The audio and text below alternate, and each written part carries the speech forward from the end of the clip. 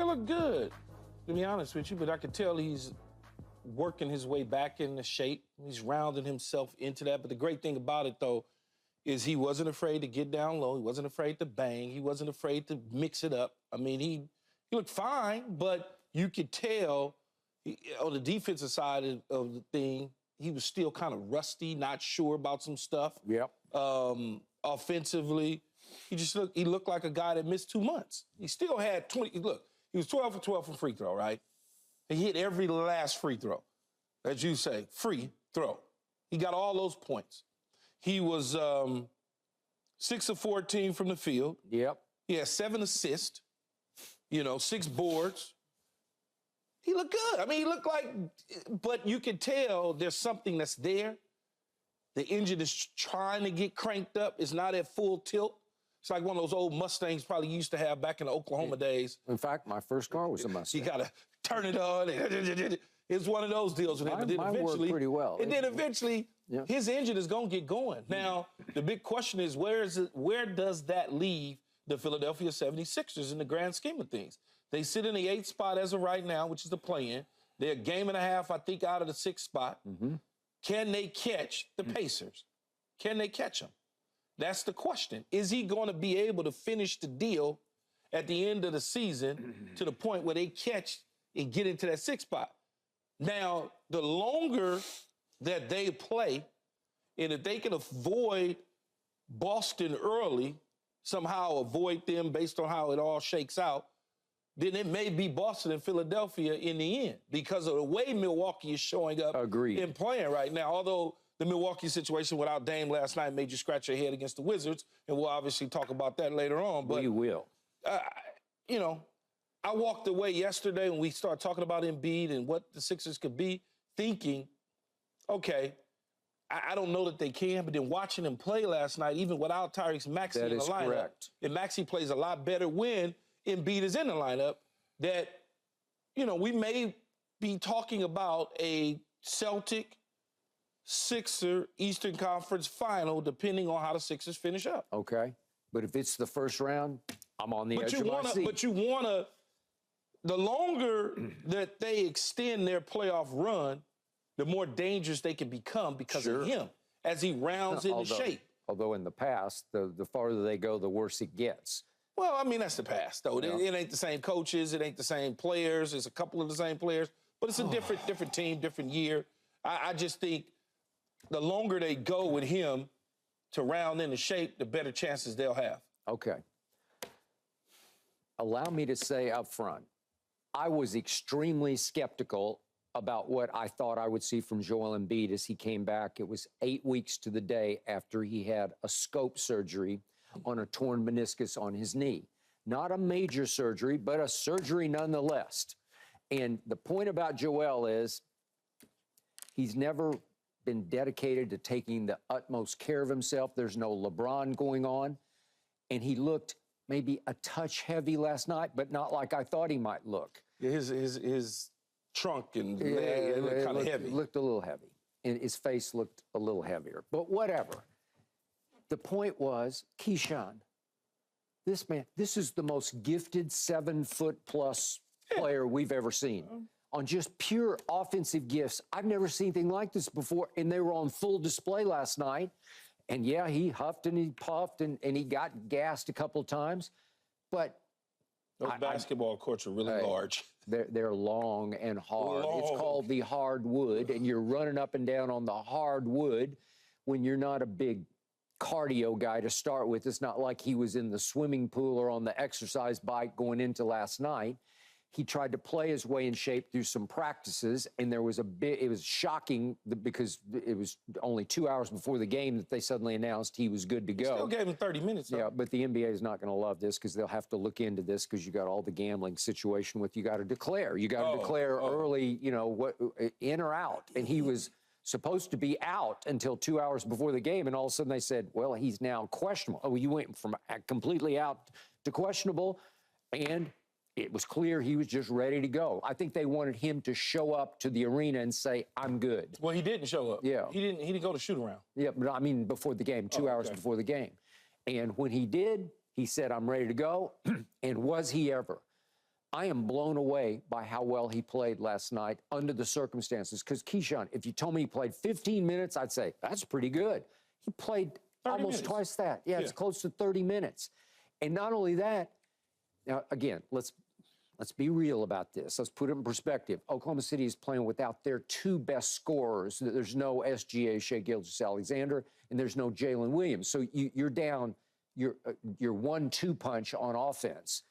And still, Jalen actually played. No, that's the other one.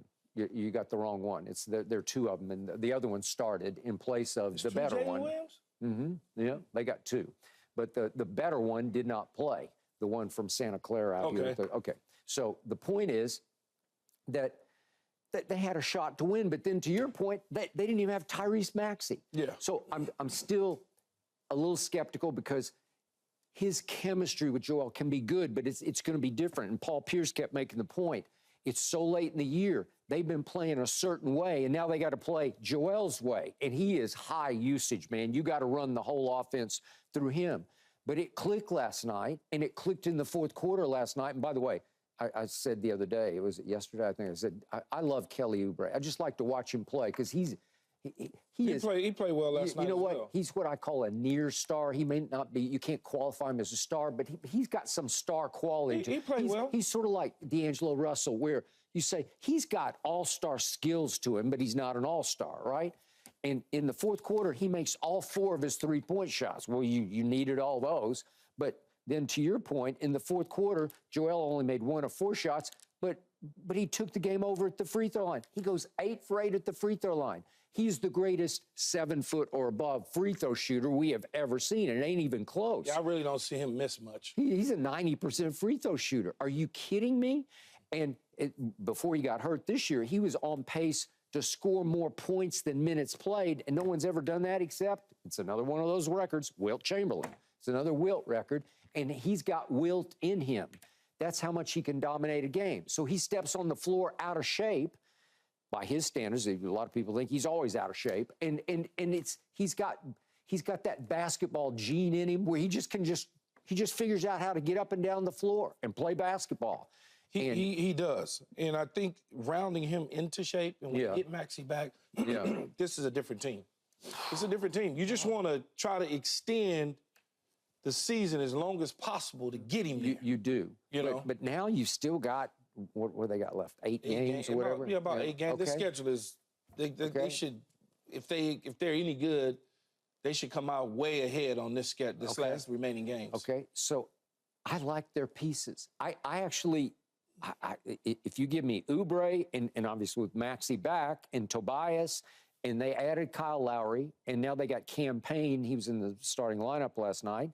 They added Buddy Hield. They got Nicholas Batum in the trade for Harden. They still got Robert Covington to play defense. I don't know. This team is intriguing to me.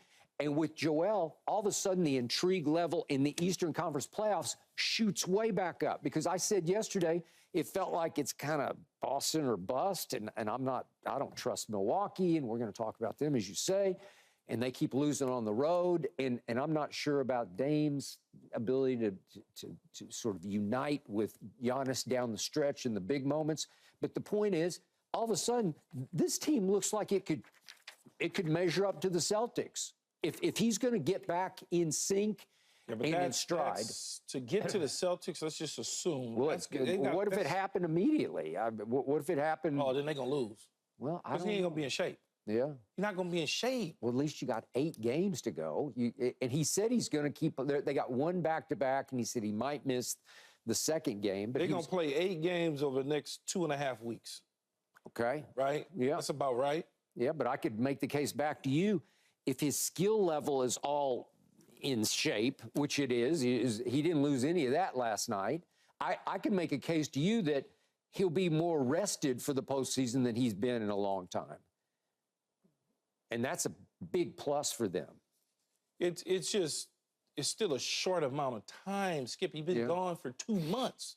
And they do have a lot of new players, but I just like the feel of what I saw. No, I do too. If they can get him in shape and get him going, and they can somehow avoid Boston early, then I think that they Well, to your point, if they got a just keep shot. on keeping on, if they could win out, they might just catch the Pacers and get out of the, get out of harm's way early on.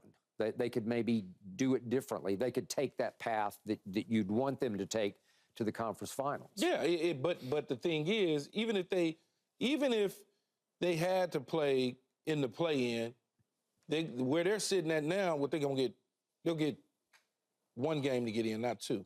Yep. But that still gives them a little bit of rest, and then eventually you get into that 7-game series and you try to extend that. They're an 8 now, right? Yeah. So they would get they'd be in the 2-game slot, right, as opposed to 9-10. One game, right? Well, but it's 7-8 get to play. You get 2 shots, right? Yeah, but I'm assuming they beat the Heat, is what I'm assuming. Okay, all right. That's what I'm assuming. Yeah, okay. I'm assuming they can beat the Heat. Okay. And they get the one game, so he gets a little bit of rest. And then you extend that 7-game series with whoever you play. Let's say you take that thing to 6 games to round him into shape. Yeah. There's got to be a plan here. It can't be just get into the playoffs and then draw this Boston team or draw a Cavs team and then all of a sudden you're gone. Yeah. You want to try to find the weakest opponent that will extend your 7-game series as much as you can. Yeah. The key for him is he despises playing in that brace that he had to wear last night. And if he Did he could have get, I didn't. he had a brace. Yeah. Did he? He's fighting with it. I couldn't see And it. so if he could get through 8 games and get to the point where he didn't need the brace, even psychologically need it, then he should be good to go. And I'm going to say this again. I only speak from experience because I've had 3 of these scopes. Did you ever have any scopes? I had 2 of them. 2s on knees. Not huge deals. They weren't for me. I can't question how. I was back fast. That's all I Back can fast. say. No. Yeah, it was different though. It's different, I guess. I mean, And you had torn meniscus, I'm not 300. right? Yeah, I'm not 300+ pounds. No. And 6'9" and all Okay, that but the other point stuff. is, we're not talking about torn ligaments. If No. you tear your rupture a ligament, now we got a whole different conversation going on because you ain't coming back for no playoffs. Different sport, different mentality. Yeah. I had one in the offseason. I had one during the season where I only missed 1 game a week, and I was back the next week. Okay, that's what should happen because that's how good they are with that scope. And obviously, you don't have to go in there with an incision. You can just They stick had the like little tiny camera in right there. And go in. You get like 3 dots, and they can go in and snip it. It's but just everybody else, I mean, everybody's bodies are different. Yeah. They heal differently. Yeah. You train differently. Yeah. To get back in your rehab. Yeah. It's just different. Okay, so we're just talking for him about the meniscus, which is the cartilage, which is the cushion in your knee that keeps the bones from touching each other. And that's a problem too, because the more surgery he had, I don't know which knee it was, or if he had surgery on those knees before. He has. But in a minute, as they continue to carve that thing out, it's gonna hit bone to bone at some point. Yeah. And then that's when I don't know how much that's when the cushion's left. swelling really kicks in. You got to keep getting it drained. Because when it tears, it just has a little flap that'll get caught in your mechanism and it'll just kill you. Yeah. You just can't even, you scream. Yeah, you walk and it's stuck. And it sticks. But now if you go in there and just snip off the little torn flap, which just happened, then he's good to go. And I know my man Wayne and I went back and forth, little Wayne, about Joel, can he come back? And I said, I think he can. But then it's a matter of in what condition? Yeah. Well, I don't know. It's like he was born in basketball shape. That's what he looked like last night because that was, listen, that was impressive. That was a high-level battle to the bitter end in a breakneck NBA game, and he took it to the end. And by the way, we got to take one quick look for those who didn't see it. How about the steal he pulls off on Josh Giddey at the end of the game? And this is still a 2-point game at this He's so point. long, though. Yeah, and he just snakes it right out of his hand, and he's off to the races. And then Chet has no. He looks so big running down the court. Oklahoma City actually challenged this and lost the challenge on it because they thought Chet was set, and I don't think he was set. He's moving. How could he be set? Joel just ran him over. But that's what Joel does. He just punishes people. He was pounding into guys last night, which psychologically it helps him, it helps him because now he's down there and that's what it's all about. When you get injuries, it's all mental at that point. Now you got to just figure out, can you fight through things mentally and not be afraid that I'm going to re-injure something? So not only did he finish the last 8 minutes of the game, but his 2 free throws put them up one, Yeah. and then his next 2 free throws off the steal, that clinched it. So he makes 4 straight free throws. And the catch and shoot, the one shot that he did make in the fourth quarter, he caught it, boom, little putback bunny right there, right at the top of the key. Listen, we keep talking on here, oh, if LeBron could somehow pull off this championship, that would cinch it. He's the GOAT. Well, let me One person said that, Skip. I think somebody echoed that. Well, I just said that. That's a conversation that's going to come up. You loved it. I'm going to put Joel in this conversation because he won an MVP last year. It looked like he was on his way to going back-to-back MVPs this year before he got hurt. And my point about Joel Embiid is, once again, he needs a championship to justify all this, to validate how his greatness. Everybody needs. Sure they do, but this could be interesting. No, but this could be a LeBron-esque run to a championship. You know, like what if they get hot? They got the pieces to go win it. I never said that, Skip, that they didn't. But everybody needs a championship. Yeah. You're great to validate. Well, you got one. Well, I'm fine. I'm you good. Went along I'm happy. You went along for a great ride. You did well. Okay. I ain't worried about it. All right. We got to talk women's college basketball because, of course, Caitlin versus Angel shattered the all-time ratings record. Why was that? We discuss next.